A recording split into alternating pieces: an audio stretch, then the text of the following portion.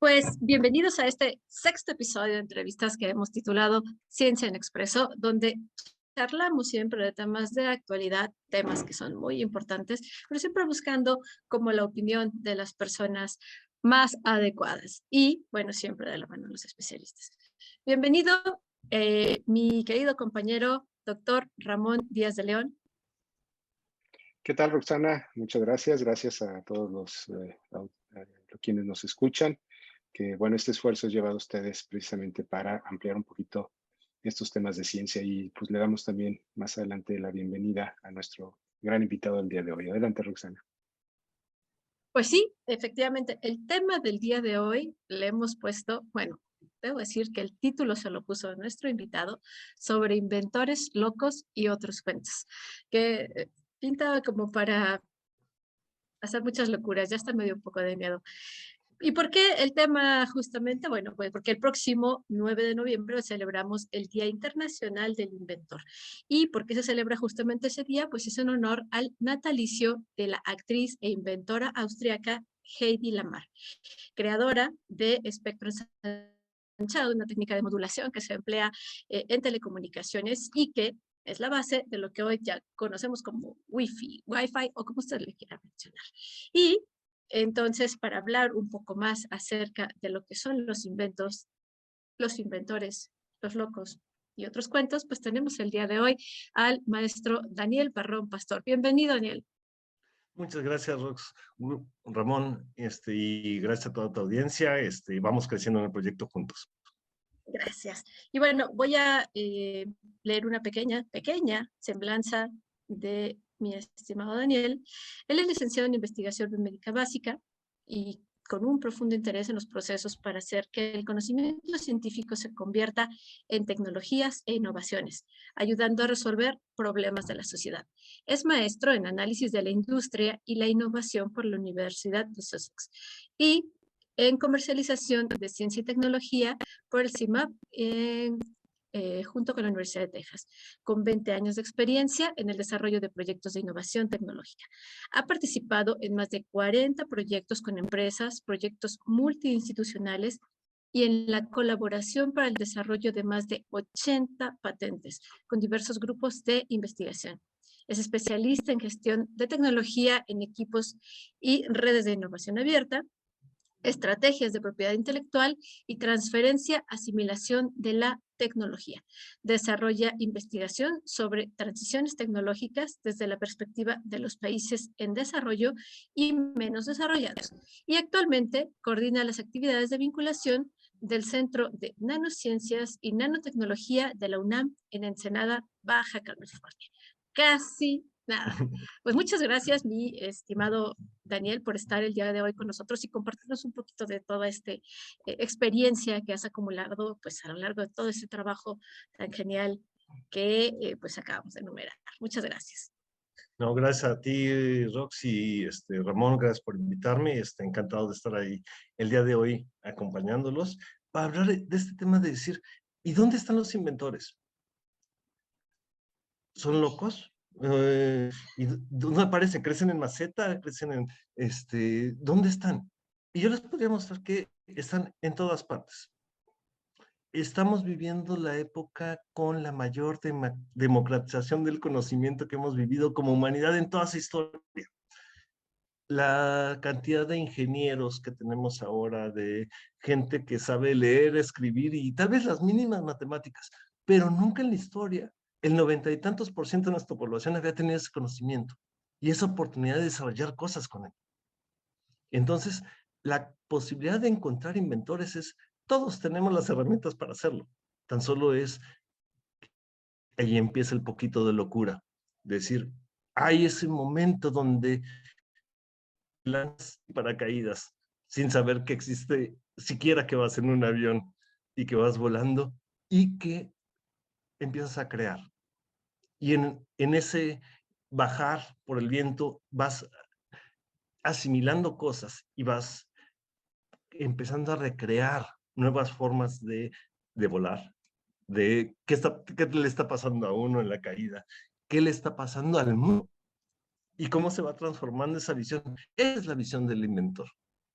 Sabe hacer cosas alrededor de lo que puede ser aparentemente igual para todos, para él no. Él entiende que hay formas para hacerlo. Y entonces me coloco y, y también es un diseñador. Y también es un chavo en la secundaria que está buscando una solución a un problema en específico y está encontrando esa vocación de resolver un problema esencial. ¿Qué hago con mi vida? Eso también es ser inventor. ¿Qué hacemos con nuestras propias vidas? Y entonces, ser inventor permea todo lo que tenemos. Alguien inventó hacer casas, hacer vidrios, hacer licuadoras, refrigeradores, coches. Hubo alguien que lo hizo. Y entonces también está en la capacidad de todos transformar al mundo, ojalá para bien. Definitivamente. Y justo eso que mencionabas al principio es bien cierto, ¿no?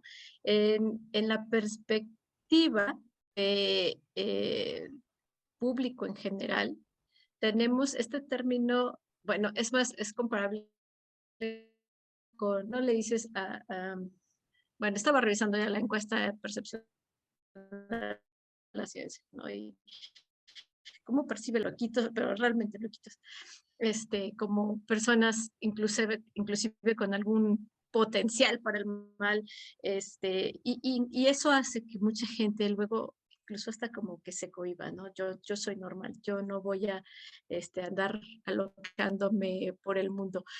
Pero a lo largo de la vida, a lo largo de la historia de las humanos, hemos tenido grandes genios que nos han dado lo que de hoy y no está peleado.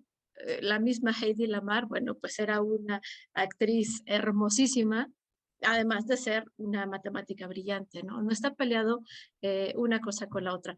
Pero cuéntanos, ¿qué características tenían justamente estos genios que tenemos como inventores en la historia? Mira, yo creo que ahí el arquetipo del inventor, ese estilo Ciro Peraloca, que nos tocó a algunos ver, se basa mucho en esas historias del héroe, en tener el arma secreta de Siracusa, era Arquímedes, que logró contener al Imperio Romano durante meses en sus murallas. Y el arma secreta era que tenían un matemático, que sabía inventar cosas y lo logró contener ahí. Eh, los inventores que tal vez no sepamos nombres concretos, pero a alguien se le cayó un pedazo de metal en un horno en algún momento y el, esa charola para hacer pan, tal vez, o ese pedazo de piedra, de repente se convirtió que podían malear metales y podrían hacer cuchillos, hacer hachas y nuevas herramientas de metal. Y alguien se dio cuenta en algún momento. No conocemos su nombre, no sabemos a quién le pertenece o quién fue el primero o los primeros, que pudo haber sido en muchas partes del mundo, que alguien inventó el martillo. Y es la herramienta que más usamos a lo largo de la civilización. Y no sabemos el nombre del inventor.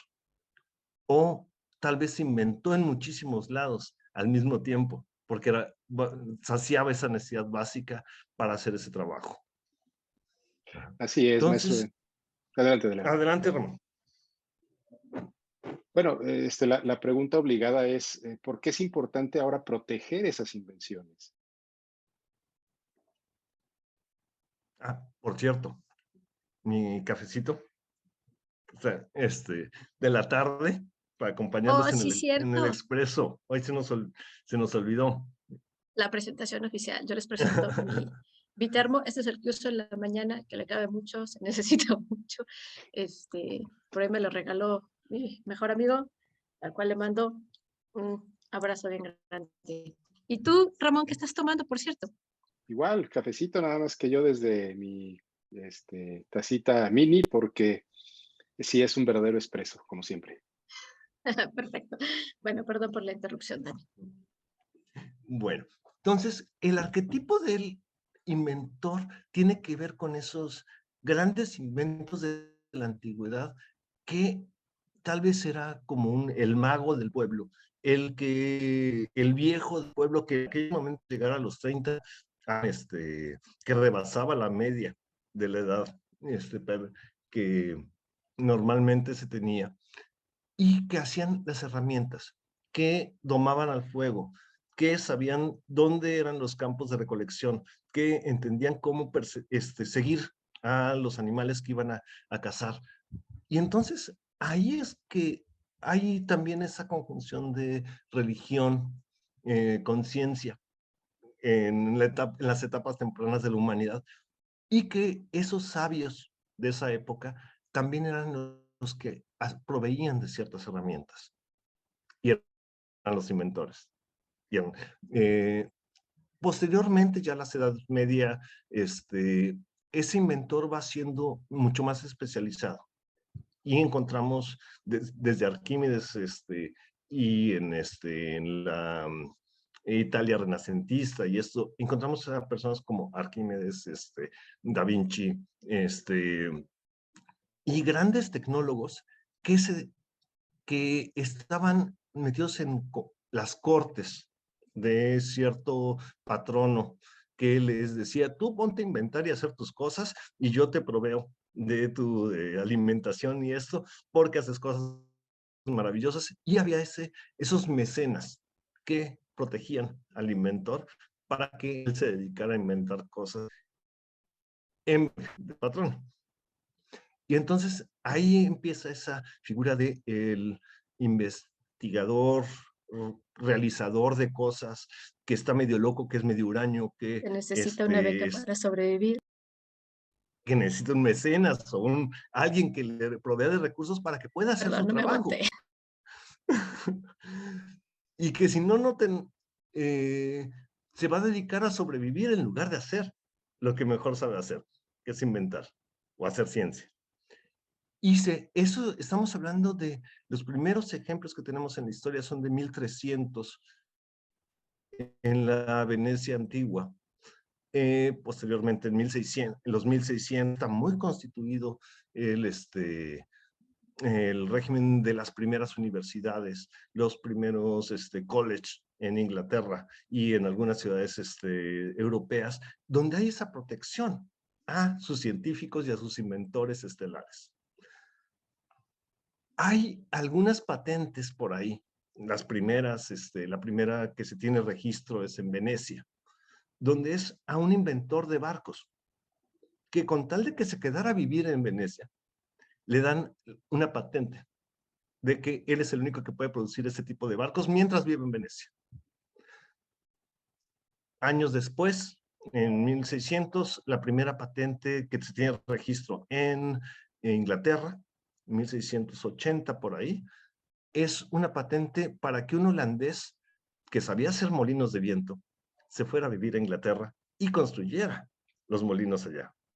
Y entonces ahí empieza la importancia de la propiedad intelectual en su primitiva, que es decir, si tú traes tu conocimiento y lo aplicas en mi reino, en mi territorio, yo te doy de por vida que solamente tú lo vas a poder hacer. Ahora, con el siglo XX cambió un poquito el régimen de decir, vamos a proteger las ideas, pero a los inventores y a los autores, de una forma más democrática, más como un derecho a la propiedad. Y entonces es que viene el Tratado de París en 1890, donde en una reunión de lo que pues en ese momento era lo más parecido a la ONU que se tenía, iba a haber una feria en París para hacer la Feria Mundial de la Ciencia. Y entonces es de, pues sí vamos, pero no vamos a llevar lo mejorcito que tenemos porque pues nomás te vamos a enseñar nuestra tecnología y te la vas a quedar. Y firman este tratado de decir, no, yo las patentes de cada país las reconocemos de que son tecnologías hechas por cada uno. Y entonces hay la posibilidad de que lleves tus mejores tecnologías, te las muestres al mundo y podamos acelerar el desarrollo. Siglo XX y lo que va del XXI, con esta democratización de la ciencia, la tecnología, el poder ser inventores. El número de patentes se elevó a unos cuestiones insospechadas por el propio sistema. Ahorita estamos, en Estados Unidos están otorgando alrededor de 1,5 millones de patentes, de 3 millones, 4 millones que se solicitan al año. Entonces, son números de inventos que se están registrando, que es altísimo y que nunca en la humanidad habíamos tenido esta condición de decir, vamos a registrar, vamos a acelerar el desarrollo científico y tecnológico del planeta. Y detrás de cada documento de patente hay 10, 20 inventores, que es también la figura del inventor ha cambiado muchísimo. Antes, esa figura del Da Vinci trabajando en su taller, altas horas de la noche con las velas, ya no es viable.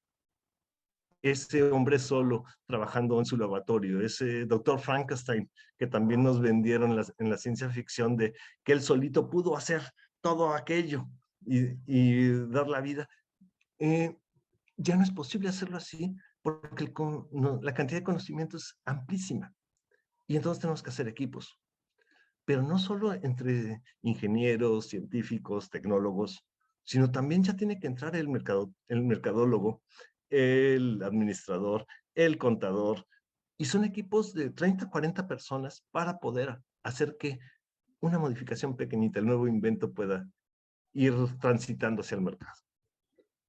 Es lo que conocemos luego como innovaciones, ¿no? Bueno, luego se tiene el concepto de que tienes una patente y vas a vivir de ella toda la vida. Pero no es cierto, no hay nada más erróneo, créanme. Pero ¿de qué depende de que una patente sea lucrativa o no lo sea? Mira, ahí es un fenómeno interesantísimo. Del único país que sé que tienen una estadística más o menos confiable de las patentes que se registran, ¿cuántas llegan al mercado? Es en Estados Unidos, en el 2004, hubo un estudio a las universidades norteamericanas, donde decían, a ver, de las patentes que registraron las universidades, ¿cuántas se han convertido en productos? Y lograban que era como alrededor de 1 de cada 1,000 llegaba al mercado. Entonces, la excepción es la que llega al mercado. Y todas las demás no valen ni el papel donde están escritas, como tal. Ajá. Contradicción es de, bueno, si 999 se quedaron en el camino, ¿para qué sirven? Para ir haciendo es el granito de arena, eso que va sumando a la bolita de nieve para que el que va a venir después pueda encontrar una solución más real a cierto problema. Una solución, es muy raro que una sola persona se le ocurre una integración de tecnología como ya las tenemos actualmente. Y la otra pregunta que hacías es de, ¿y cuánto dura? Pues una patente, el derecho, dura 20 años. Del día que se solicitó y tiene 20 años a que ya el derecho termine, el derecho a esa propiedad. Sin embargo, en el camino, un buen inventor va a ir encontrando mejoras y le va a ir haciendo nuevas adiciones, que resuelva ciertas cosas mejor que su prototipo inicial. Con Esto lo es cual, como el espiral de la generación de la ciencia, ¿no? O sea, sí, completo el ciclo de observación, experimentación, hipótesis, bla, bla, bla, pero llego al punto en el que llego a las conclusiones y sé que lo puedo mejorar y entonces vuelvo a empezar. Y entonces la ciencia, el desarrollo científico y obviamente tecnológico y de inventiva ahora, pues es justo eso, ¿no? Como un espiral en el cual se va avanzando, se va avanzando, se va avanzando. y que es bien especial, y también ahorita le entramos, hay diferencias entre el científico, el tecnólogo y el inventor. Son personajes que a veces pueden ser la misma persona, pero tienen personalidades diferentes. Como el Dr. Jekyll y Mr. Hyde. Porque ahí el científico se pregunta el por qué pasan las cosas, cómo ocurre el universo. Son esas preguntas gigantes que a veces nos aplastan decir, oye, ¿por qué hay estrellas? ¿Cómo funciona una estrella? ¿O cómo funciona el microcosmos? Y el tecnólogo lo que va a pensar después, bueno, ya entendimos este pedacito del microcosmos, ¿y eso para qué nos sirve? ¿Para qué lo podemos usar? Y el inventor es alguien que logra hacer entre el diálogo entre el científico y el tecnólogo, el inventor logra hacer la síntesis de decir, oye, ¿y si lo ponemos en esta cajita para que lo haga así? Y funciona. Y volvemos a los equipos multidisciplinarios, ¿no? Entonces, sí puede ser la misma persona, pero ya ahorita es extremadamente raro que una persona pueda hacer las tres funciones al mismo tiempo. Y luego llevarlo al mercado, ya empieza otro problema complejísimo, porque hay que entender qué quiere la gente. ¿Qué es lo que va a estar dispuesto la gente a intercambiar su dinero por eso que le estás ofreciendo?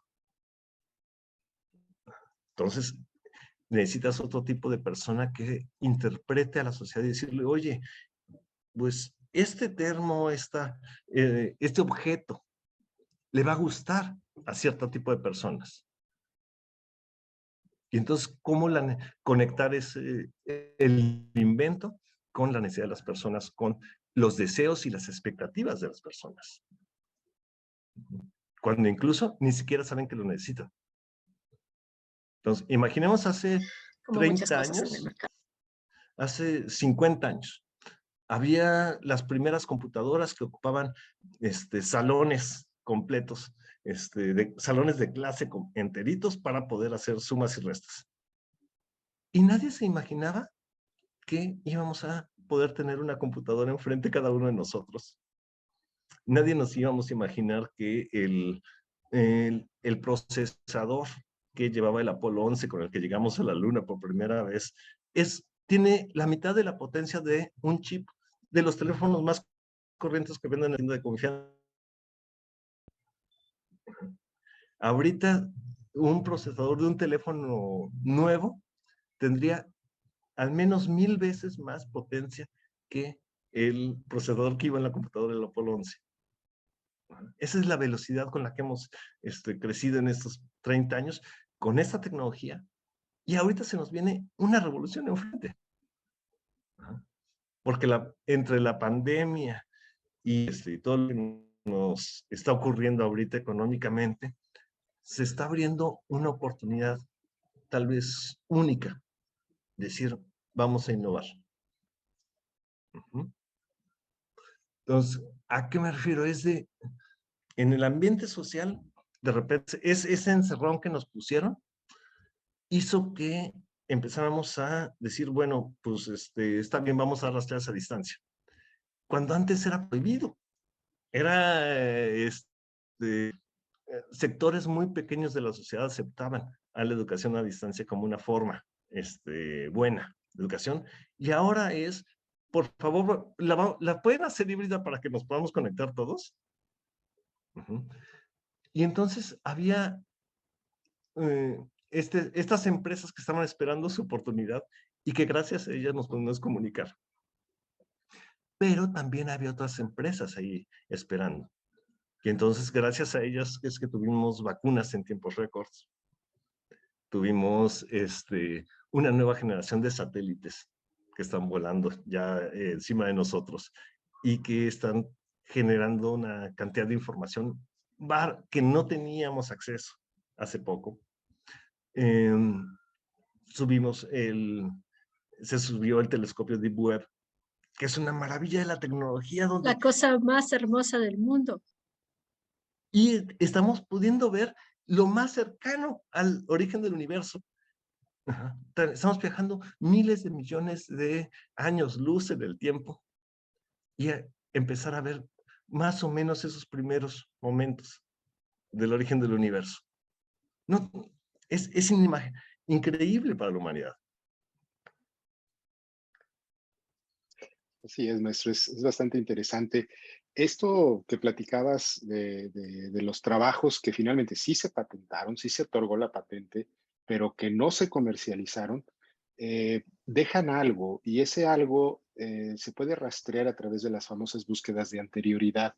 ¿Por qué es tan importante que se haga este proceso? Platícanos un poquito más, posiblemente cuánto, no sé si tengas el dato a la mano, cuánto cuesta, por qué es importante que no lo haga uno, digamos, a menos que lo sepa hacer, por supuesto, ¿no? Pero sabemos que si lo intentamos, pues nos vamos a Google, ¿no? Googleamos, como decimos, y ahí no necesariamente están las bases de datos formales que nos permiten tener pues una buena decisión, formarnos un buen criterio de todo lo que hay ya, incluso, pues no necesariamente tampoco patentado, incluso también en papers científicos que nunca se patentaron, pero que ahí está ya la información y que nosotros a veces creemos que puede llegar a ser una invención y resulta que no lo es, o que por una pequeña omisión o modificación, todo el proceso se va para abajo. Adelante, maestro. Ok, mira, de ahí, así que en mis añitos de estar metido en patentes y en esos temas de gestión de tecnología, ha cambiado muchísimo. Ya ahorita el portal de SpaceNet, de la Oficina Europea de Patentes, es potentísimo. El de la Oficina de Estados Unidos es muy potente también. Y ya se puede consultar alrededor de 150 millones de documentos de patente en línea. Ahora, ¿cómo buscamos en esas bases de datos? Ya están disponibles, pero ahora hay que tener ese feeling, la intuición ¿y cómo busco cómo encuentro la aguja en ese pajar? Y una cosa bien importante es que cuando las cosas se inventan, no se sabe cómo se llaman. Son tan nuevas que no tienen nombre. Y entonces, ¿cómo le llamas algo que nadie antes ha hecho? Y entonces cuando uno va rastreando el origen de cierta tecnología para encontrar esa patente primigenia de donde arrancó esa tecnología, pues no le dicen, es un aparato que hace bolitas. Cuando en lugar era un aparato microesferificador que por potencial, whatever, ¿cómo se llama ahorita? Por ejemplo, ahí hay un caso bien especial, como la biotecnología. Le empezamos a llamar biotecnología a partir de los 90s. Pero en la historia, desde que aprendimos a hacer pan o cerveza, ya estamos haciendo biotecnología. Tan solo no le llamamos así. Hacer nanotecnología, hacer nuevos materiales con nuevas capacidades, por modificaciones a nivel atómico, lo estábamos haciendo desde el siglo XIX. Tan solo hasta los 70s, a alguien se le ocurrió que así se le iba a llamar. Y entonces cambian los nombres. Y depende de la época y el paradigma de la época, es como le llamaban a eso que estamos inventando, o a ese conocimiento científico. Y entonces rastrear es esas homonimias o los ancestros de ciertas tecnologías, ahí sí necesitas un experto. Y es hacer cuando se junta la tecnología y la antropología. No sé.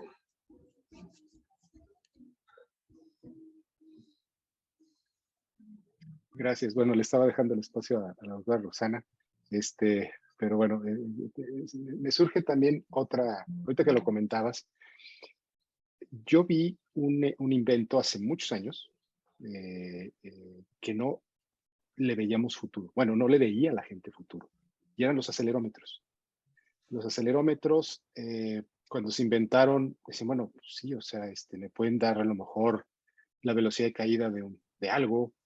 Se usaban en meteorología, se usaban en los globos estos meteorológicos, se usaban pues para otras cosas, pero no había a lo mejor la intención de que pudieran servir en un teléfono celular. Hoy día esos, incluso cuando salieron, los promocionaban y decían, oye, pues sí, tiene un acelerómetro y sabe para dónde está la pantalla, la puede girar. Y como que, ¿quién querría girar la pantalla, no? O sea, y resulta que ni siquiera para los teléfonos celulares esa fue la razón del uso del acelerómetro. Terminó siendo para localización GPS. Entonces, recordemos que en aquellos viejos tiempos que teníamos celulares ya con acelerómetros, teníamos que poner el celular de frente para que si íbamos manejando, el Google Maps nos llevara correctamente, si no se iba por otro lado, porque estaba chueco, digamos, el teléfono celular. Y hoy día, esté donde esté, sabe el teléfono que estamos moviéndonos de frente, aunque nosotros lo traigamos de espalda el teléfono. Y eso no es algo esperado. Entonces, en tu experiencia, ¿cuántas de esas invenciones que originalmente eran para una cosa terminaron siendo comercialmente fabulosas, pero para otra totalmente distinta? O platícanos en general cuál es tu experiencia al respecto. Mira, ahí hay un fenómeno que es parte de esto de las transiciones tecnológicas. Desde, por ejemplo, aparece esto de los acelerómetros en cierto campo del conocimiento.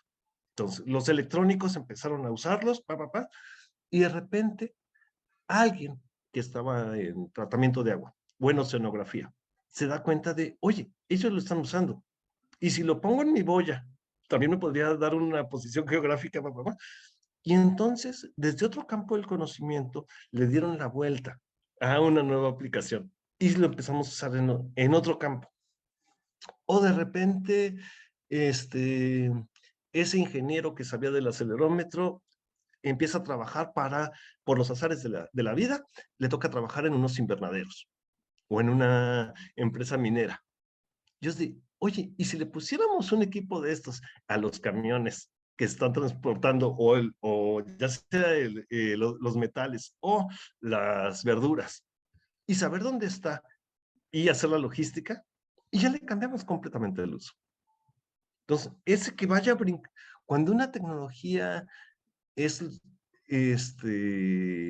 interesante, porque ni siquiera es robusta, cuando está empezando una tecnología, son bastante ineptas nuestras invenciones. Van evolucionando con el tiempo y se van optimizando y se van haciendo más eficientes y se van haciendo más eficientes en esta forma de que van brincando y van apoderándose de diferentes mercados al mismo tiempo. Entonces, es un fenómeno que vemos mucho. Tan solo ahí hay esa tecnología normalmente es invisible. Así le llamamos. Entre más invisible sea, es más probable que se encarne en el otro equipo tecnológico. Por ejemplo, en los teléfonos celulares. Ahorita tenemos más de entre 8 y 10 chips metidos en el teléfono haciendo diferentes funciones. Ajá. Al principio era solo uno, que a veces nos permitía jugar a la viborita y ya. Con 10 procesadores interconectados, haciendo con toda la programación que tienes una cantidad vastísima de cosas por hacer con ese teléfono. La mayoría de los teléfonos celulares, de los smartphones actuales, están subutilizados. Entonces, y vuelve a ser, estamos transfiriendo tecnologías de un campo a otro por si a alguien se le ocurre usarlas. La mayoría no sabemos usarlas. Pero volvemos otra vez al punto de integrar equipos, ¿no? Porque una persona no lo puede saber todo ni conocer, como todas las áreas justamente del conocimiento. Y eso es pues, lo más rico de esta.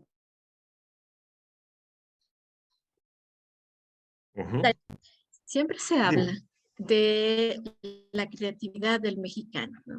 El talento hay, ¿cuántos memes vemos del talento hay, ¿no? Porque somos capaces de inventar soluciones para muchos problemas. Esto porque, bueno, ya sabemos, ¿no? Las crisis traen oportunidades y demás, y siempre estamos en crisis. Entonces, bueno, pues es un buen campo de cultivo. Pero no sobresalimos justamente como en este rubro de la invención de las patentes, aunque sí las hay, aunque sí las tenemos, y tenemos muchas muy famosas, ¿no? Como la famosa televisión a colores, la pastilla anticonceptiva, la tinta indeleble, entre muchas otras, ¿no? Pero, ¿crees tú que estar en México puede ser una desventaja para ser inventor? Lo dije, ni modo. Ok. Tal vez en edades tempranas, no. La formación académica ya a nivel universitario en México es mucho mejor que la que hay en Europa o en Estados Unidos. Tan solo, pues ya estamos hablando de muchos años de educación. Ajá. Ahora, en edades tempranas, la diferencia es mucho a situaciones creativas y a irlos enfrentando a situaciones de se vale equivocarse y hay que hacerlo mejor. Y sistemas de motivación de cómo te vas enfrentando a diferentes problemas. En México tenemos una cultura de baja resistencia a la frustración. Tienes que hacerlo para sacar 10, no para equivocarte. Y si no repruebas y si no te ciñes al sistema, el sistema no te Luego deja son muchos pasar. factores, ¿no? Culturales, la familia, el propio de, te dije, ¿para qué lo hacía si no iba a salir bien? Y hay la culpa al fracaso. Te lo dije, que así no. Y hay el pasado fue mejor, que es bien fuerte culturalmente, y entonces hay un miedo al fracaso muy, muy importante, que también es una barrera que no nos permite ser inventores de una forma tan fácil. Si hay el inventor es aquel que para poder ser inventor, lo primero que tienes que hacer es perderle el miedo a equivocarte. Y después de que te hayas equivocado muchas veces, alguna de esas respuestas va a ser la buena. Si no tienes la capacidad de enfrentar a esa frustración de hacer el experimento hasta que salga, el inventor no va a florecer ahí. Y ahí la jiribilla de tu pregunta es también, ok, ya crecieron, ya salieron de la universidad, ya salieron, están entrando al posgrado, nuestros posibles científicos e inventores, y se encuentran con que el laboratorio no tiene recursos. Aprobados sin recursos, porque en la prelación no entró, no era lo suficientemente bueno para el comité que lo evaluó, o simplemente no alcanzó el presupuesto, no era digno de ser financiado. Y entonces esos estudiantes se ven forzados a trabajar en condiciones muy precarias en comparación con otros países. Y ahí es donde perdemos la brecha. Y ahí es donde estamos perdiendo el rumbo. Hacer ciencia o tecnología con bajos recursos es súper difícil, pero también hace inventores. He visto en varios laboratorios y varios centros de investigación que a falta de poder comprar el equipo, se ponen a hacerlo. Y entonces, en el ingenio del mexicano, se ponen a hacer sus espectrofotómetros, sus equipos hiperespecializados, porque nunca van a alcanzar a juntar los $500,000 que vale el equipo comercial. Y ellos hacen una versión de $100,000 que les resuelve el problema como que ellos necesitaban. Eso también es la gran inventiva y la gran creatividad. Y a veces de ahí han salido grandes tecnólogos que ya se los piratean y se los llevan las grandes empresas a los grandes centros de investigación oye, ¿cómo le hiciste para hacerlo ese equipo con $100,000? A ver, enséñanos. Y de ahí es que nace la nueva generación de tecnologías que están hechas en México, pero hasta que el mexicano no salió al extranjero a desarrollar su tecnología, no había podido hacer.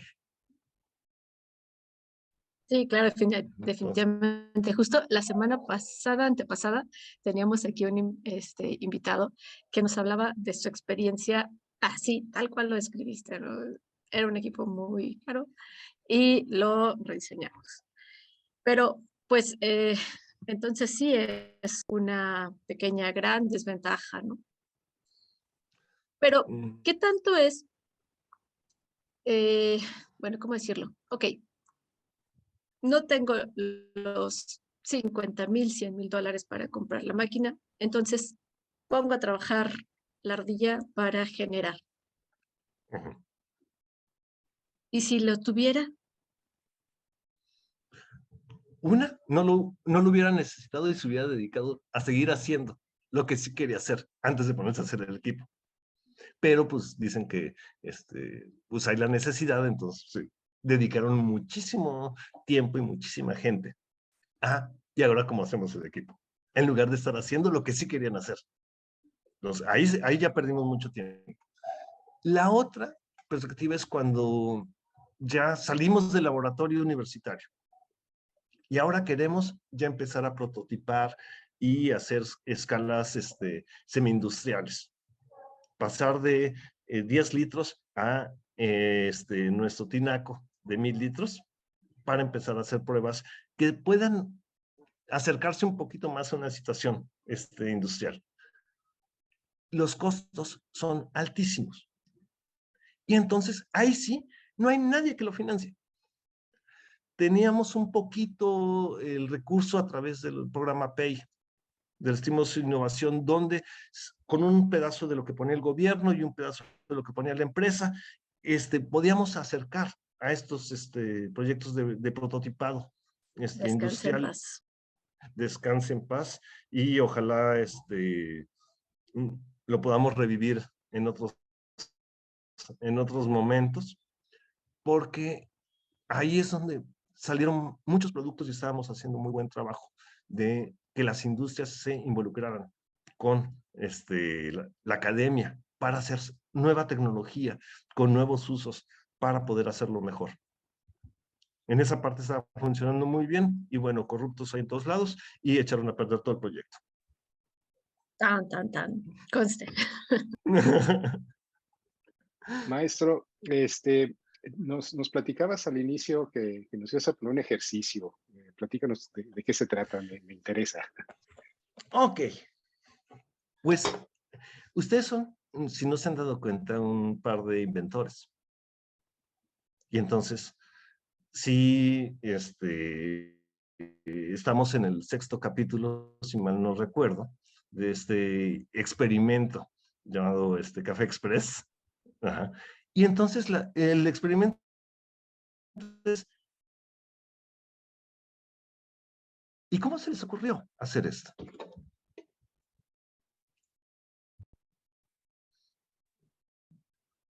Bueno, eh, eh, eh, creo que en México hacen falta muchos espacios de divulgación, aunque ya los tenemos, o sea, sí hay espacios de divulgación, pero nos están haciendo falta, más ahora que nuestro organismo que rige la ciencia lo está pidiendo como un requisito, pues necesitamos espacios para que los investigadores que no estaban tan acostumbrados a hacer divulgación, pues le entraran. Entonces, justo como de ahí salió la idea de, bueno, a crear un espacio.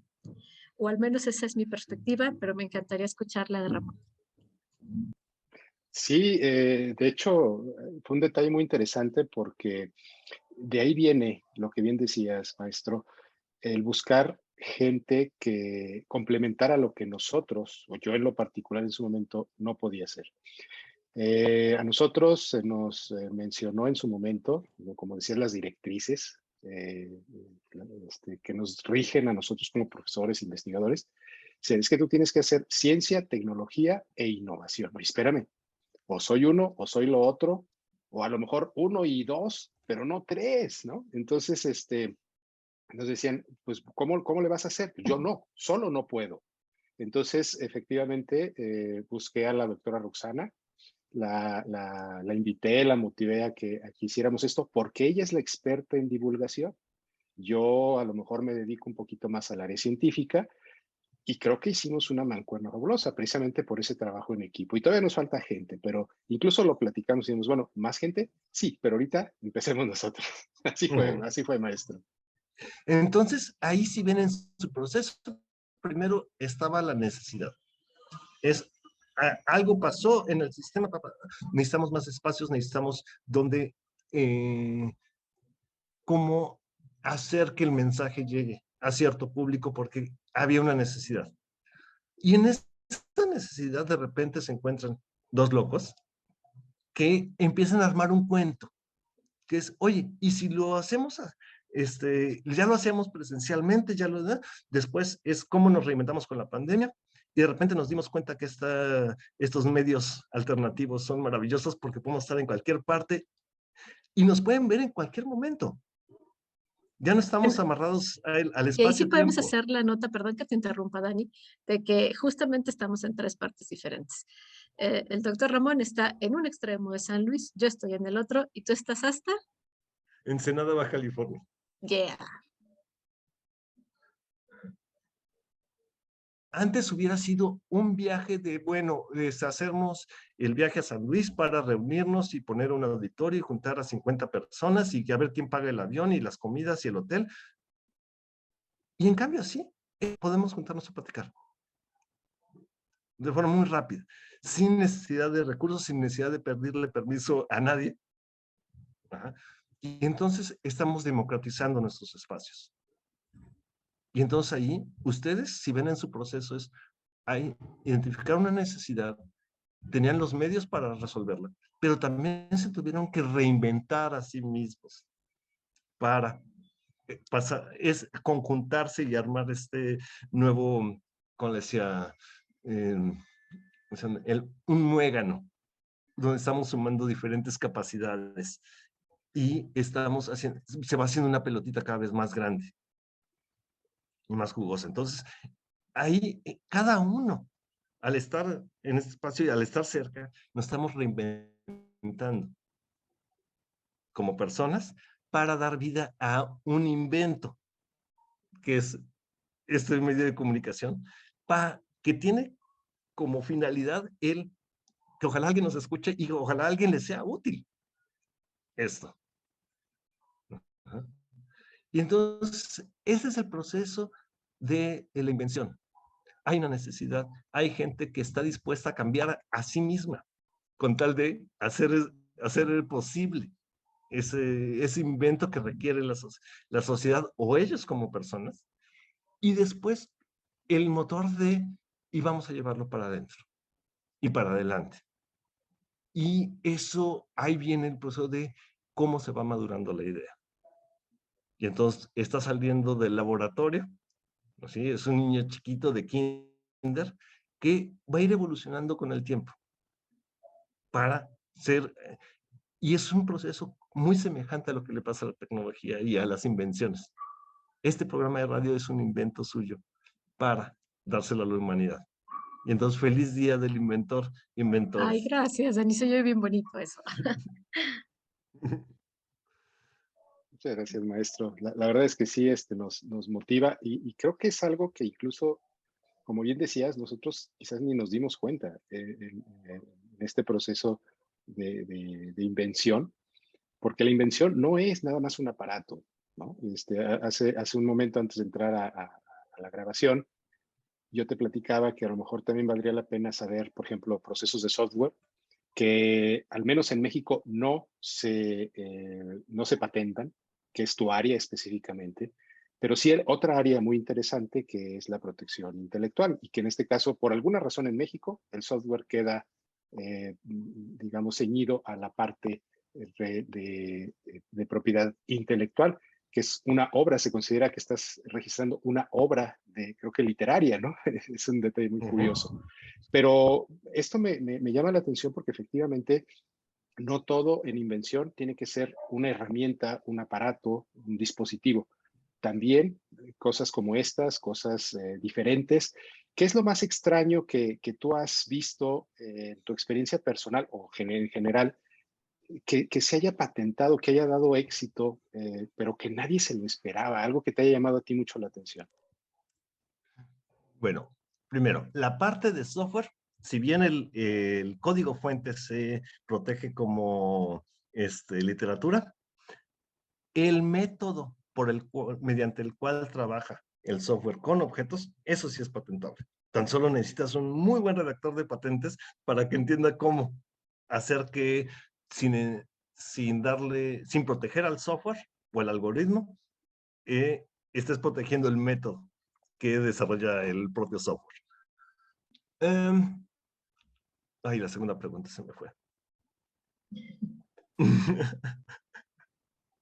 Bueno, era eso, de cómo nosotros hacemos ese proceso la experiencia pues que tú has tenido. Yo he tenido algunas muy personales, pero ¿cuál experiencia tú has tenido que ha sido excepcional? Una cosa ya sea totalmente fuera de lo común o muy loca o muy exitosa de algo que era absurdamente sencillo a lo mejor. No sé, una experiencia muy impactante para ti. Mira, en estos temas de innovaciones y esto, hay mucho el tópico, así como en la ciencia se maneja el que es ciencia básica y ciencia aplicada, hay en tecnología las tecnologías radicales y las tecnologías emergentes. Y entonces la radical es como la primera piedra, la primera que está abriendo la brecha, algo de una forma completamente nueva como se hacía previamente, y las que continúan esa tecnología ya son las emergentes, siguen el caminito. Yo en 20 años de carrera me he encontrado con una sola invención radical del doctor Eric Campos, donde que está ahí en IPCIT, y Saludos a él no Eric, se, por cierto. claro, y él era es una maravilla, él no se había dado cuenta de lo que tenía, ya lo había publicado, y de repente en un seminario es de, oye, esto se puede usar. Y eran matemáticas del caos para toma de decisiones. Y lo tenía en un prototipo muy de laboratorio, muy chiquito, y de repente es de, oye, si con matemáticas del caos puedes hacer que empiece a tomar diferentes decisiones un equipo electrónico, pues esto tiene una potencia enorme. Y entonces nos pusimos a explorarla. Y de repente fue de, híjole, sí sirve para hacer logic gates. Ay, sirve para hacer los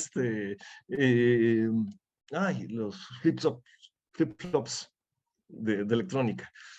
Y si le metemos a la misma logic gates, pero le dividimos las frecuencias, entonces una sola patita de esa puerta lógica puede tomar hasta 6 decisiones de una forma bastante precisa.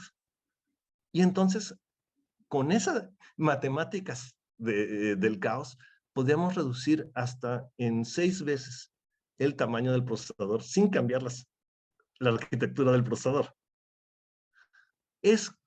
Y así, muy de ciencia básica y todo eso, con un prototipo muy a la mexicana, muy chiquito, muy barato. Lo que pudimos hacer, nos los llevamos a pasear a Inglaterra, a Estados Unidos, a Israel, a buscar quién podía seguir el trabajo. ¿No? Y tuvimos muchas reuniones con muchas empresas de muy alto nivel y que íbamos muy bien, íbamos avanzando en las negociaciones, pero de repente salieron los semiconductores cuánticos y entonces la moda cambió y pero en otro momento es una tecnología que se va a retomar porque las modificaciones que trae y que el concepto inventivo es radical.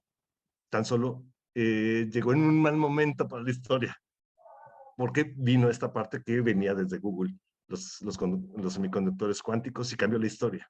Y está cambiando la historia de la humanidad con ese nuevo invento. Pero justo como lo dices, ¿no? Así ha habido muchos inventos. Ahorita me viene a la mente, por ejemplo, las redes neuronales, ¿no? Que surgieron por ahí en los 60s, desaparecieron de la faz, se retoman en los 80s y ahorita es base de muchos procesos de inteligencia artificial. Entonces, puede ser, su momento llegará, y a lo mejor, bueno, nos tocará por ahí celebrarlo junto con el buen Eric. Y tengo una pregunta, Dani. ¿Qué es patentable? ¿Qué no lo es? ¿Qué puedo registrar? ¿Qué no puedo registrar? Mira, ahí la ley dice todo aquello hecho por el hombre para transformar la naturaleza puede ser susceptible, es un invento. Ahora, tiene que ser nuevo ante todo lo que ha hecho la humanidad, lo que esté registrado en la humanidad, tiene que tener un concepto inventivo, o sea, no debe ser obvio, ni debe ser una juxtaposición de ideas que ya se conozcan, ¿ah? Y tiene que tener una aplicación. Cumpliendo esos 3 criterios, no importa si sirve o no sirve, tiene que ser nuevo, tiene que no ser obvio y tiene que tener una aplicación. Con esos 3 puedes tener una patente. Es Entonces, bastante interesante porque está como muy esa sí es abierto, la ¿no? síntesis. Esa es la síntesis. Ajá. Pero eso lo tienes que platicar con Norma, que ella es la buena Claro, para esto. esa es la parte 2 de esta entrevista, que la veremos más adelante. Pues, Dani, ya nada más para cerrar, bueno, a excepción si tuvieras tú algún otro comentario, pero yo sé que tienes una consultoría y seguramente muchas de las personas que nos escuchan, les interesaría tu asesoría en algún proceso de invención o de registro de patente. Entonces, no sé si nos pudieras dar información, datos, etcétera. Sí, mira, yo ahorita, bueno, por un lado estoy, esta parte de trabajar en la UNAM, tengo el reto enfrente de echar todo el área de vinculación, patentes, transferencia y tecnología de un centro de la universidad, lo que es un gran privilegio. Y la otra es esta parte de la consultoría externa. Por un lado es la parte de patentes y la protección de la propiedad intelectual de diferentes inventos, y la parte de hacer los proyectos de vigilancia y inteligencia tecnológica, entender qué ya está hecho y qué trayectorias tecnológicas fue tomando, cuál es la evolución que ha ido haciendo cierta tecnología para entender, oye, ¿y en 5 años dónde va a poder estar? Y entonces poder trabajar un poquito viendo el futuro, para decir cómo nos ahorramos ciertos pasos para poder estar, para poder llegar a un lugar donde sí podamos competir en un tiempo decente y dependiendo de los recursos que se tengan. Entonces, ahorita estamos trabajando con varias empresas en varios proyectitos, de decir cómo las empresas mexicanas, aún con ese capital pequeño que pueden invertir en estas innovaciones, es cómo empezamos a hacer productos que en 5 años, cuando estén listos, estén llegando a una ventana de oportunidad de mercado donde sí se puedan vender. Y esa es la parte de inteligencia tecnológica que estamos desarrollando y que por suerte está caminando muy bien. Pues muchas gracias. Por ahí dejaremos los datos de contacto de el buen maestro Daniel Barrón, por si alguien quiere pues comunicarse con él y platicar largo y tendido. Pues muchas gracias, Dani, por estar el día de hoy con nosotros en este 6º episodio. Por ahí programaremos a Norma para la siguiente temporada, porque pues hay mucho que seguir platicando sobre el tema, ¿no? Hay mucho que se puede seguir platicando. No sé si quieras despedirte.